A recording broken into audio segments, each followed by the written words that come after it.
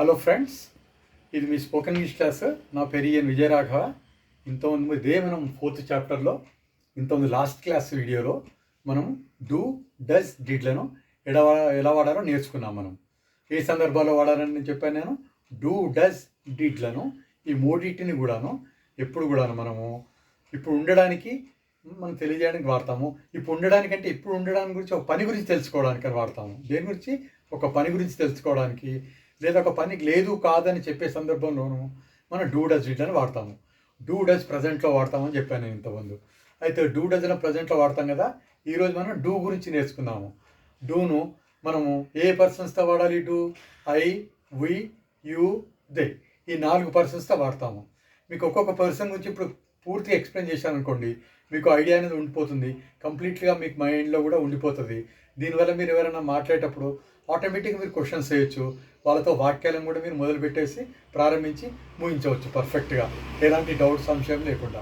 అందుకని నేను ఒక్కొక్క పర్సన్ గురించి ఇప్పుడు ఎక్స్ప్లెయిన్ చేస్తాను. డూని వేటితో వాడాలని అన్నాను నేను. ఐ, వి, యూ, దే, ఈ 4 వాడాలి. ప్రజెంట్లో వాడాలి. ఇప్పటి గురించే వాడాలి. మనం ఇప్పటి గురించి తెలుసుకోవడానికే వాడాలి. ఇప్పటి పని గురించి తెలుసుకోవడానికి, ఇప్పటి కానీ పని గురించి లేదు కాదనే సందర్భంలో మాత్రమే డూను మనం ప్రజెంట్లో వాడతాము. ఇప్పుడు ఫస్ట్ ఒక్కొక్క పర్సన్ గురించి నేర్చుకుందాం మనం. ఫస్ట్ ఇక్కడ ఐ, డూతో ఐ వీధులతో వాడతామని నీతో చెప్పాను. ఐతో వాడాలి. ఫస్ట్ ఐ గురించి నేను మీకు నేర్పిస్తాను. ఐ గో టు కాలేజ్, నేను కాలేజీ వెళ్తాను. అది ఫస్ట్ వాక్యంలో. రెండో వాక్యంలో దీన్ని మనం చెప్పాలనుకోండి, దీన్ని ప్రశ్న చేయాలనుకోండి, డూ ముందు తీసుకురావాలి. ఐ ముందు. Do I go to college, నేను కాలేజ్ వెళ్తానా? ప్రశ్న అయిపోయింది అది. I do not go to college, నేను కాలేజ్ వెళ్ళను. I not go to college అనకూడదు. కంపల్సరీ డూ వాడాలి. అందరూ డూ ఉండాలి. I do not go to college. అలాగే ఐ స్పీక్ ఇంగ్లీష్, క్వశ్చన్ చేయాలనుకోండి, do I speak English? I do not speak English. I not speak English అనకూడదు. I do not speak English. Speak అనేది ఒక పని. అలాగా మనం ఐతో వాడాలి. నెక్స్ట్ వచ్చేసి రెండో పర్సన్ వి. వి అంటే వి అనేది ఏంటిది? వి టేక్ టీ, అంటే మేము టీ తీసుకుంటాము. ఇది మామూలు వాక్యం. దీన్ని ప్రశ్న చేయాలనుకోండి, మనం వి ముందర డూ తీసుకొని రావాలి. డూ వి టేక్ టీ, మేము లేదా మనము టీ తీసుకుంటామా? ప్రశ్న అయిపోయింది. డూ వి టేక్ టీ అంటే. We do not take tea, మనం టీ తీసుకోము. ఇక్కడ not take tea, we do not take tea అనకూడదు. వీ నాట్ టేక్ టీ అనకూడదు. We do not take tea అని వాడాలి. ఎందుకంటే మనం ఒక పని గురించి తెలియజేస్తున్నాం కాబట్టి కంపల్సరీ డూ రావాలి, డూతో నాట్ రావాలి. ఎలా చెప్పాలి వాక్యాన్ని? We do not take tea. Next వచ్చేసి మూడవది వచ్చేసి యూ. ఇందులో యూ గివ్ ఎ పెన్, మీరు పెన్ను ఇస్తారు. ఒక వాక్యం చెప్పాం, మొదటి వాక్యం. రెండో వాక్యంలో ప్రశ్నించాలనుకోండి, ఎదుటి వ్యక్తిని తెలుసుకోవాలి, మీరు పెన్ ఇస్తారా లేదా అని. అప్పుడు ఎలా వాడతాం మనం? ఆ యూ ముందర డూ వాడాలి. Do you give a pen? Do you give a book, మీరు బుక్ ఇస్తారా? Do you give a pencil, మీరు పెన్సిల్ ఇస్తారా? Do give your cell phone, me cell phone ఇస్తారా? ఇలా ప్రతి దానికి వర్క్ ముందర మనం టూ వాడాలి. ప్రశ్న అయిపోతుంది. మీరు సులభంగా మాట్లాడచ్చు ఎవరితోనైనా. అలాగే మీరు పెన్ ఇవ్వరనుకోండి, మీరు బుక్ ఇవ్వరనుకోండి, ఈ do not give a book, ఈ do not give a pen. అలాగా మనం లేదు కాదనే సందర్భంలో కూడా డూను వాడాలి. ఇది యూతో అయిపోయింది. నెక్స్ట్ ఇంకో పర్సన్ వచ్చేసి దే. దే అంటే ఒకరికంటే ఎక్కువ, వారు. ఫస్ట్ వాక్యంలో ఏముంది? దే బై ఏ కార్, వాళ్ళు కారు కొంటారు. మీరు తెలుసుకోవాలనుకోండి, వాళ్ళు కారు కొంటారా లేదా అని ప్రశ్నించాలి కదా. అప్పుడు తెలుసుకోవాలనుకోండి ఆ పని గురించి ఏం చేయాలి మనం? ఆ దే ముందర డూ వాడాలి. Do they buy a car, వాళ్ళు కారు కొంటారా? అది ప్రశ్న అయిపోయింది. ఓకే. దాన్ని మళ్ళీ లేదు కాదని చెప్పే సందర్భంలో మనం they do not buy a car, వాళ్ళు కారు కొనరు.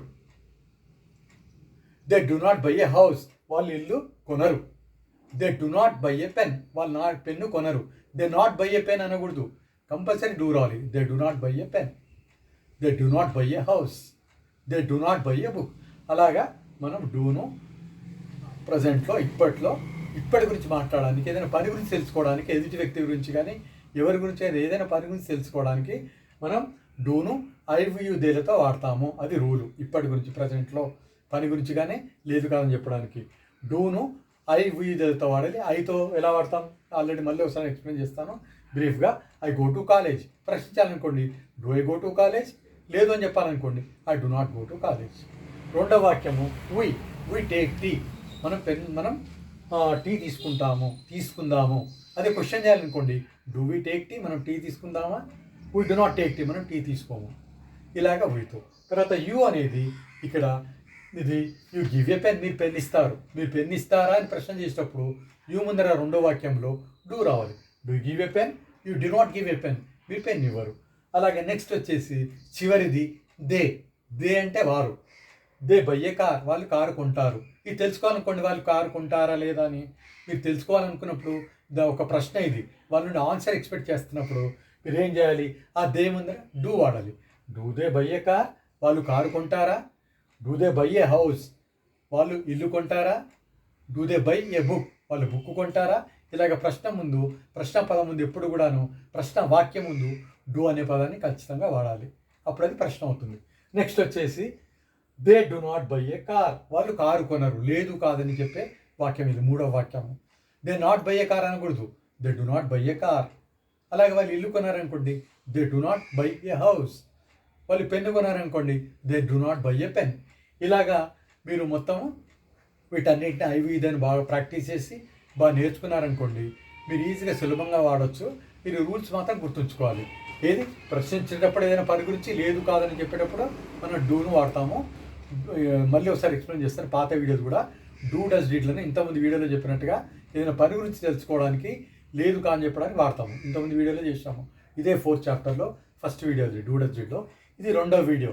ఈ రెండో వీడియోలో మీకు డీటెయిల్డ్గా డూను ఎలా వాడతాము అవి వీడియోలతో మీకు చెప్పడం జరిగింది. ఇది మీరు బాగా ప్రాక్టీస్ చేయండి. మీకు బాగా అర్థమైంది అనుకుంటాను. మీకేమైనా డౌట్స్ ఉన్నట్టయితే కామెంట్ బాక్స్లో తెలియజేయండి. నేను మీ డౌట్స్ని క్లియర్ చేస్తాను. Thank you. All the best.